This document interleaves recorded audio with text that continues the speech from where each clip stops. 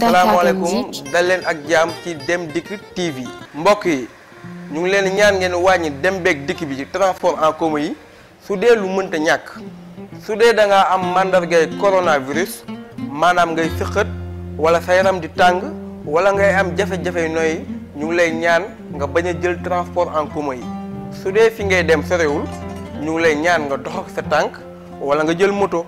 dee leen raxas seen loxo yi ak ndox ak saabu wala gel hydroalcoolique yi boo leen di sëqët ngeen jël mouchoir boo leen ci paree ngeen def ko ci mbalit wala ngeen jël seen conc yi. su dee da ngaa am mandargay coronavirus wooteel ci numéro vert yi 800 00 50 50 wala SAMU 15 15 wala cellule d'alerte yi 78 172 10 81 76 765 97 31 70 717 14 92 mbokk yi kaay leen ñu ànd xeex coronavirus.